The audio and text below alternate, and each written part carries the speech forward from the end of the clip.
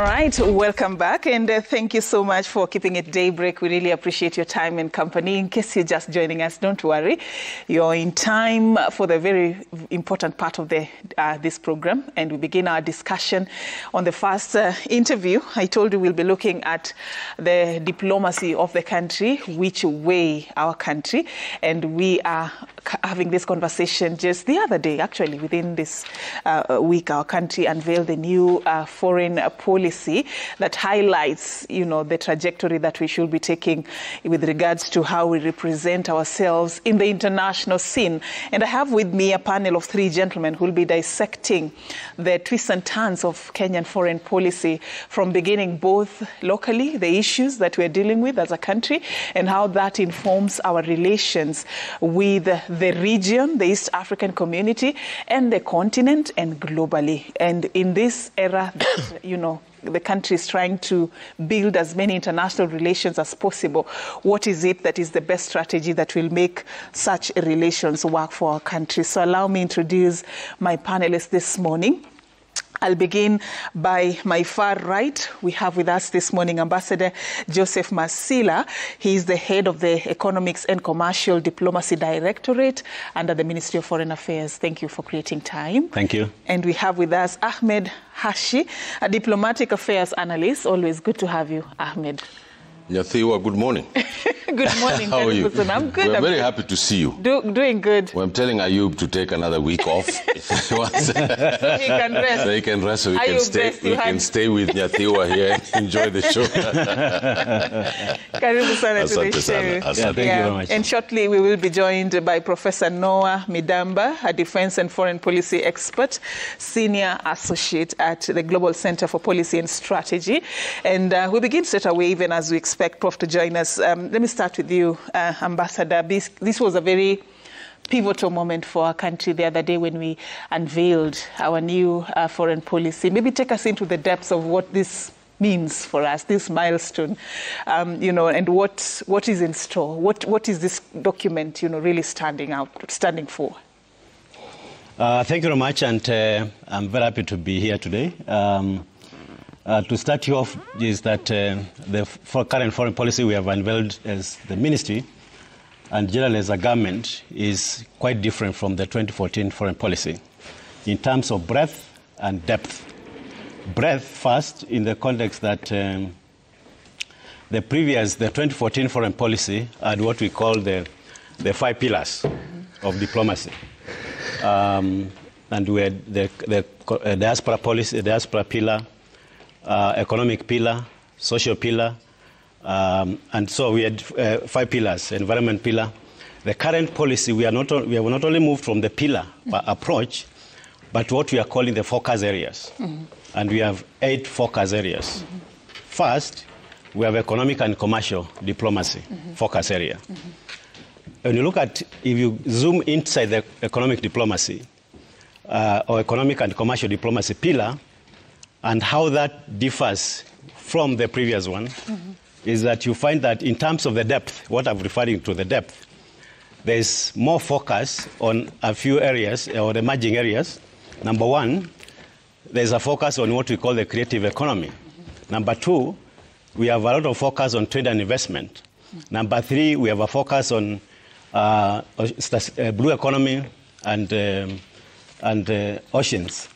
So that is a breadth in terms of, and when you look at the 2014, you don't find that in that foreign policy. Yeah. It is not there. So we've gone deeper into the areas of focus.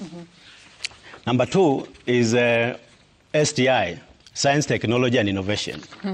In the 2014 foreign policy, we didn't have that as a pillar. So this is one of the new emerging areas, science, technology, and innovation. And of course, driven or guided by informed by the fact that there is what we call artificial intelligence, which is one of the new emerging areas. So there's a lot of focus on that, and what the government will be focusing on in terms of investments in STI. The other new area is in which distinction between the 2014 foreign policy and the 2024 foreign policy is what we call global governance and multilateralism. That's a new area we are focusing on in the new policy. We also are looking at what we call the socio-economic or socio-cultural focus area. Under that, we have new emerging areas. One of them is what we call global health diplomacy. That's one of the new emerging areas, which we have also put in the new 2024 foreign policy. Then we have what we call of course, the diaspora pillar has remained as it is, but with a wider focus in terms of what we're looking at. We are looking at what we are calling empowering diaspora, protecting diaspora to be able to play their role in the rightful role in national development. Right. So we have a bigger scope in terms of the focus, 8 focus areas, and compared to 5 pillars of the previous foreign policy. Number 2 is that we went through a very wide stakeholder consultation. Before coming up with that. Before coming up with the current foreign policy. Allow me, we'll go back there just to look at the process of how this came to be, because I'm keen on understanding what informed this is 8 key focus areas. And what you're describing is sort of like a variance from the 2014 to building on what was there in 2014 to moving towards a different direction. But let me come back to you. And we have actually been joined by Professor Noah Midamba. Thank you for creating time Good morning. For us. Thank you. Right. We will be, engaging you on matters, foreign policy. And I want us now to go to Hashi. If we were to start from the very basic, and this is the moment that we are looking at our state of foreign policy in our country. Let's start there. If you were to paint a picture of how we look in the international scene as a country, what would you say? The great Friedrich Hegel said that the one thing that we learn from history is that we don't learn anything from history. And yesterday, the United Nations spokesperson, in their daily brief, was asked about the kidnapping of Mr. Besigye from Nairobi by authorities from Uganda and Kenya. This is a scar on our foreign image.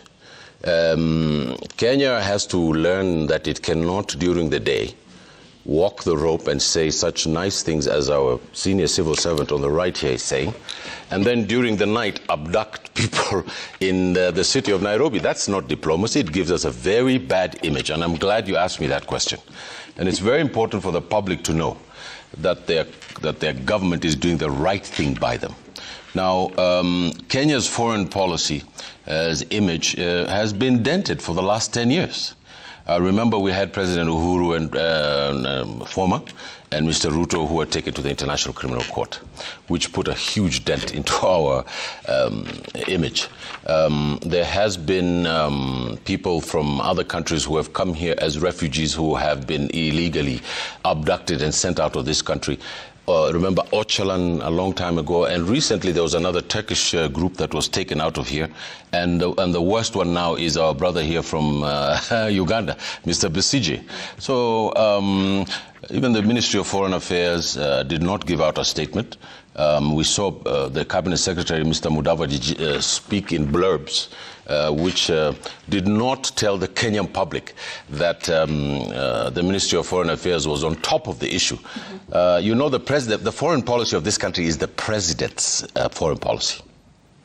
It is his policy writ large in the international community. The Ministry of Foreign Affairs and the Cabinet Secretary, they implement the president's foreign policy. They advise him, they tell him, we think he might ask them questions, but it's the president who, as my senior here will tell you in 1 second, who directs his foreign policy. There is nothing much more close in the government to the president as his foreign policy.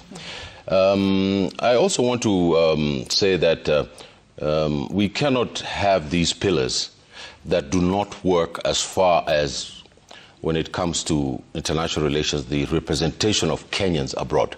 For an example, the quality of our ambassadors is something that everybody is crying about. Every president who comes into office appoints his political party stooges once he cannot find a ministerial post for them, or they have fallen down as a member of parliament, the one thing that they do is that they send them to Poland, they send them to Czechoslovakia, they go and hide them somewhere until the next election cycle. We need to get more professional people from the Foreign Service to fill these ambassadorial positions. I'm not saying that President doesn't have the right to appoint people. And when he does, he has to appoint people like Mr. Midamba's caliber and not appoint the local guy from the tea shop who gave him 10,000 votes. So I put it to you that no matter what pillar that our professionals are going to put, no matter how much they try to advise, it's the political leadership that is responsible for the foreign policy of this country. As far as I'm concerned, there's a black image that is out there today because of the last Mr. Besigye's abduction from Nairobi. Professor Midamba, Hashi has painted, let me just... Gloomy. It's a very grim... and that's not what Kenyans expect. We want to look good, in the international domain. I don't know what your thoughts would be in regards to where we stand. To the pillar, pillar first, before I make any comment.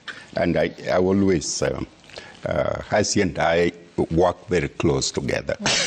Sometimes we differ. But now we think, but we really understand what foreign policy is about. To begin with, I spent many years studying foreign policy, how to construct them in a meaningful way, and the way that Kenya need to proceed. I'm one of those people who are very strong on the pillar. In other words, when you build this house, the pillars that build this house is what stand, and they stand for many years. So what the ambassador is talking about are the objectives, okay? The objective, can each president comes in and they set their sets objective. If you look at the U.S., there are about 4 or 5 pillars that govern the U.S. for over 200 years. And so this, from the beginning, President Kenyatta didn't have pillar. Moi did not have pillar. It was Uhuru and Amina Mohammed that first created a pillar. And, so those pillars mean something. And each president will come and examine them and then either add to it or contract. Like what we are doing now with the transition from 2014 to what we unveiled? Yes, it is very important. So when I was looking at them, I look at really the most meaningful addition to the pillar is digital, what I will call digital global governance and multinational diplomacy. Those are the things that I look at more substantive addition to what the original pillar, 2014 pillars are all about. And so there is going to be a lot of question on what, I know there was a significant number of people who participated. But Kenyans and most Africans don't understand what is digital pillar. Most people are, if you tell Kenyans how many people can handle computer, it's only a few, apart from the Gen Zs. And so you need to understand what is the implication of digital pillar. So we need to go this direction. We need to go this direction. We need to examine what advantage of digital pillar and what is the disadvantage. Advantage is that the president can reach his constituency very quickly. But when you talk about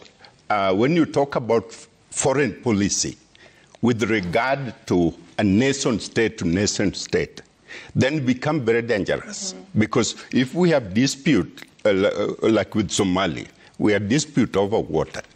You can't go out in public and announce everything how you feel. Or any other country. It's very difficult to do that. But it is important for the president, having made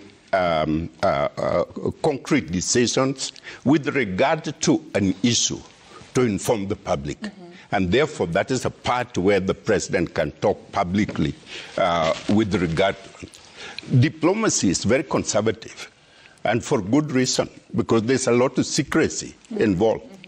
Now, we need to move away from the old secrecy into the digital area. All right, all right. Okay, Well so that is acceptable. Now, let me give you what is the challenge with this thing. It is secrecy versus transparency. Okay, that's question number one.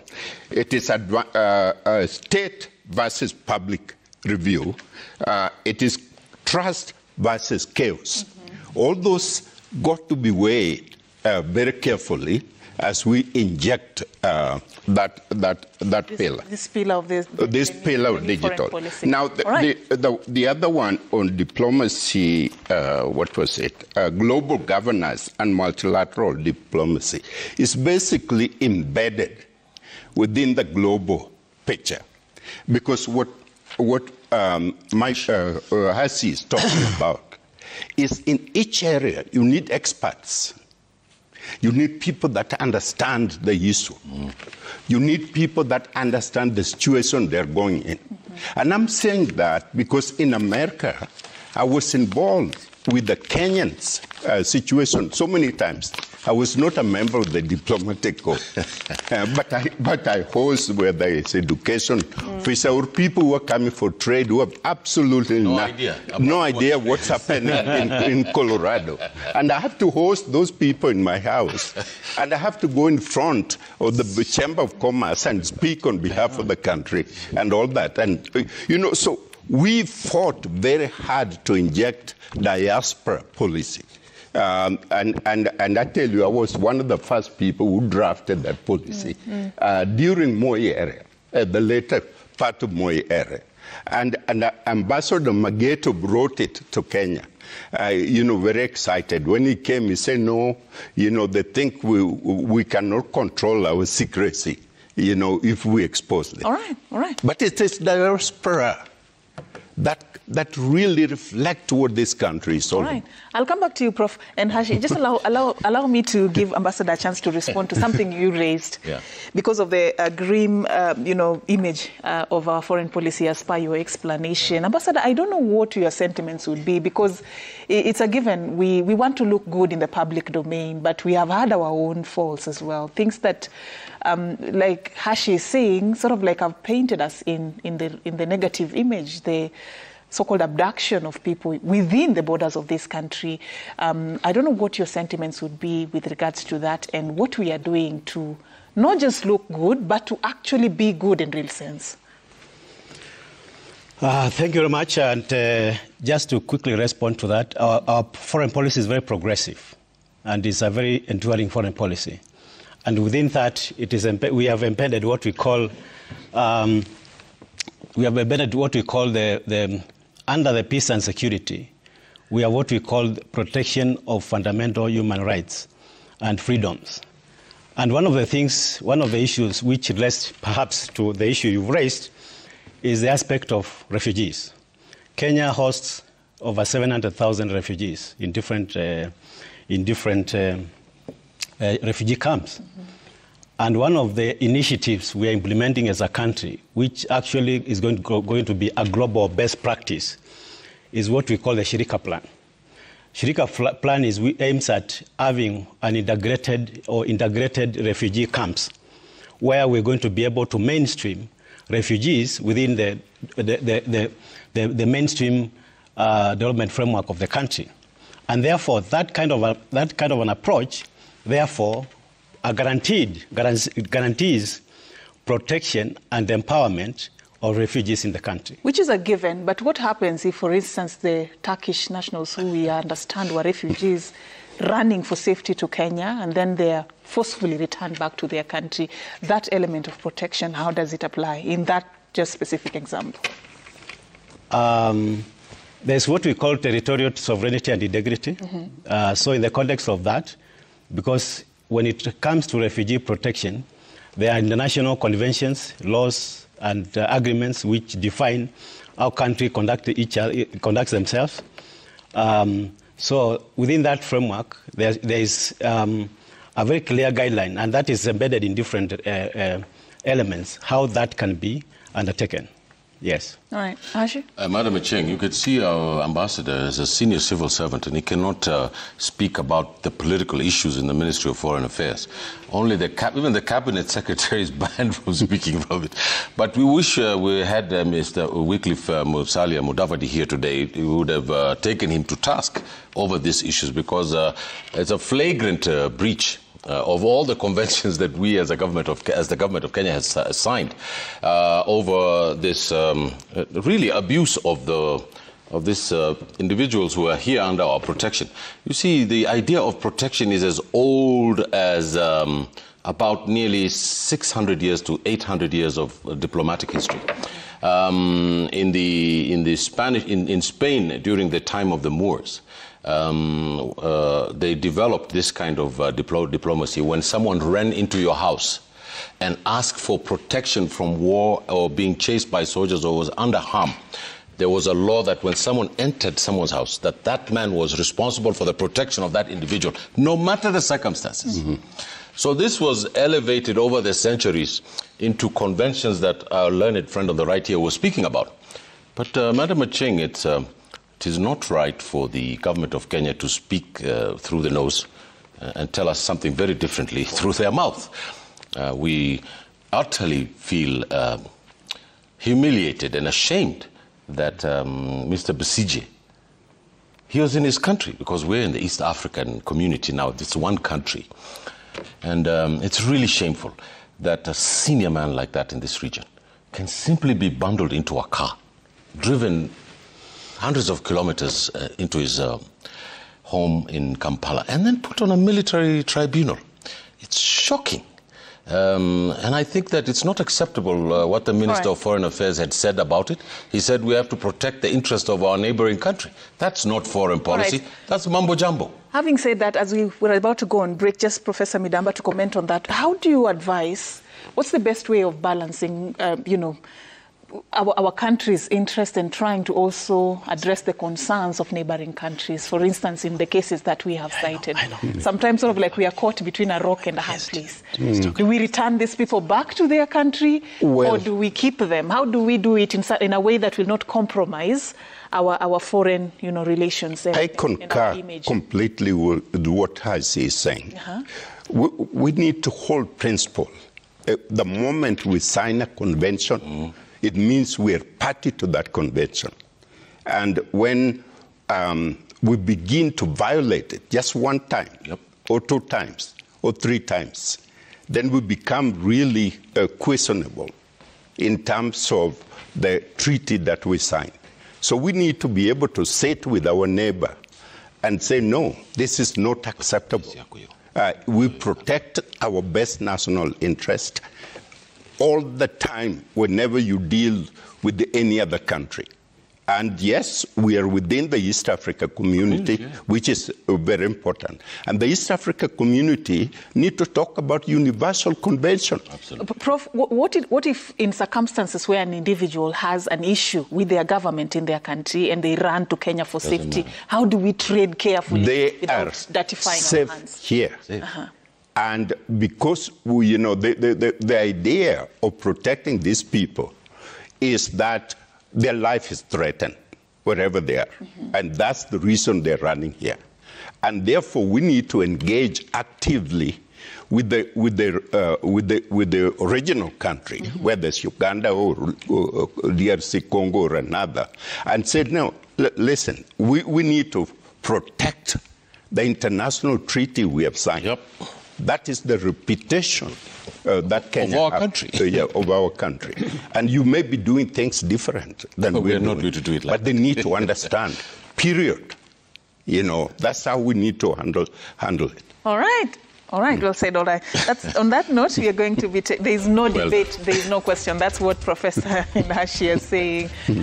And on that note, we're going to be taking a break right here on Daybreak. As we come back, we'll be shifting gears, talk about other matters. Of course, you can continue engaging us on social media at Citizen TV Kenya, at Safin_Acheng. For now, let's take that break.